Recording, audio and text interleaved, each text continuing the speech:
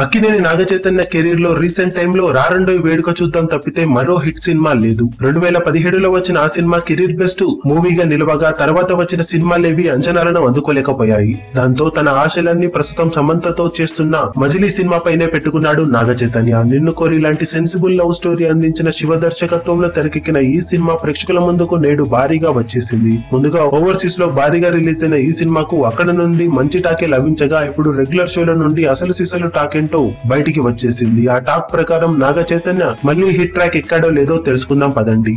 ముందుగా కథ పాయింట్ కి వస్తే, క్రికెట్ ను ఇష్టపడే హీరో యంగ్ ఏజ్ లోనే లవ్ లో పడతాడు. కొన్ని తప్పులు కూడా చేస్తాడు. ఆ విషయాలు పెద్దలకు తెలిసి వీరి ప్రేమకు పులి స్టాప్ పెట్టగా అప్పటి నుండి డిప్రెషన్ కి లోనైన హీరోను ఎలాగైనా బయటికి తేవాలని పేరెంట్స్ పెళ్లి చేస్తారు. పెళ్లి తర్వాత మారతాడనుకుంటే అంతకంతకు డిప్రెషన్ లో లోనైన భర్తను ఎలా భార్య మార్చుకొని ఆనందంగా జీవితాన్ని కొనసాగించారు అనేది ఓవరాల్ గా సినిమా పాయింట్. ఇందులో చిన్న చిన్న కథలు మరిన్ని ఉన్నాయని చెప్పవచ్చు. అవేవి ఇక్కడ రివీల్ చేయడం లేదు. పర్ఫార్మెన్స్ విషయానికి వస్తే నాగచైతన్య మరియు సమంతలు ఇద్దరు పోటీ పడి నటించి మెప్పించారు. ఎక్కువ మార్కులు సమంత కొట్టేయగా నాగచైతన్య మాత్రం కెరీర్ బెస్ట్ పర్ఫార్మెన్స్ ను ఈ సినిమాలో ప్రదర్శించి మెప్పించాడని చెప్పాలి. లవ్ సీన్స్ కావచ్చు, యాక్షన్ సీన్స్ కావచ్చు, సెంటిమెంట్ సీన్స్ కావచ్చు, మునుపటి కన్నా చాలా మెరుగైన నటనతో ఈసారి మరింతగా మెప్పించిన నాగచైతన్య డెఫినెట్ గా కెరీర్ బెస్ట్ పర్ఫార్మెన్స్ ను మజిలీ సినిమాలో ఇచ్చాడని చెప్పవచ్చు. సమంత హౌస్ వైఫ్ క్యారెక్టర్ లో అద్భుతంగా నటించి మెప్పించగా సెంటిమెంట్ సీన్స్ లోనూ తనదైన శైలిలో నటించి మెప్పించింది సమంత. మిగిలిన పాత్రలు కూడా తమ వరకు నటించి మెప్పించగా ఓవరాల్ గా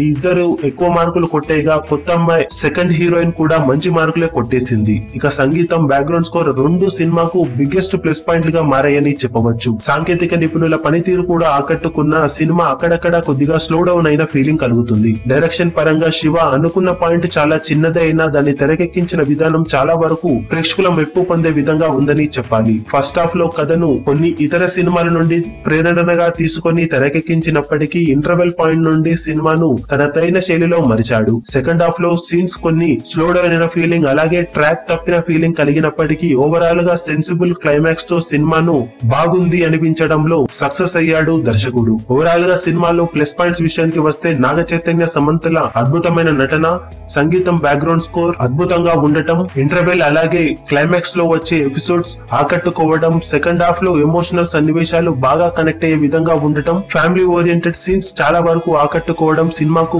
భారీ ప్లస్ పాయింట్లు గా మారాయని చెప్పాలి. ఇక మైనస్ పాయింట్ల విషయానికి వస్తే, చిన్న స్టోరీ లైన్ ను మరీ 2 గంటల 33 నిమిషాల లెంత్ కు పొడిగించడం, సెకండ్ హాఫ్ కొన్ని చోట్ల స్లో డౌన్ అయిన ఫీలింగ్, అలాగే కొన్నిసార్లు సినిమా అనుకున్న ట్రాక్ ని తప్పిన ఫీలింగ్ కలిగించడం మేజర్ మైనస్ పాయింట్లుగా చెప్పుకోవాలి. ఇవి తప్పితే సినిమాల్లో పెద్దగా మైనస్ పాయింట్స్ ఏవి లేవు. కమర్షియల్ ఎలిమెంట్స్ మరీ ఎక్కువ కాకుండా ఉన్నంతలో పర్వాలేదనిపించే విధంగా ఉన్నాయి. ఓవరాల్ గా సినిమా అన్ని వర్గాలకు నచ్చుతుందా అంటే యూత్ ని, ఫ్యామిలీ ఆడియన్స్ ని, ఫ్యాన్స్ ని ఎక్కువగా మెప్పించే అవకాశం ఈ సినిమాకు ఉంది. కామన్ ఆడియన్స్ కూడా ఈజీగా ఒకసారి ఈ సినిమాను చూసి ఎంజాయ్ చేసే విధంగా సినిమాను తెరకెక్కించారు దర్శకుడు శివ. ఓవరాల్ గా సినిమాకు మేమిస్తున్న rating 3 stars out of 5 stars. ఈ ఎమోషనల్ లవ్ స్టోరీని మీరు కూడా చూసి ఎంజాయ్ చేయండి. మీరు సినిమా చూసి ఉంటే ఎలా అనిపించిందో కింద కమెంట్ సెక్షన్ లో చెప్పండి. ఈ వీడియో మీకు నచ్చినట్లయితే లైక్ చేయండి, షేర్ చేయండి, ఛానల్ ను సబ్స్క్రైబ్ చేయడం మర్చిపోకండి. చిన్న అప్డేట్ ను మిస్ అవ్వకూడదు అనుకుంటే బెల్ ఐకాన్ ని ప్రెస్ చేయండి.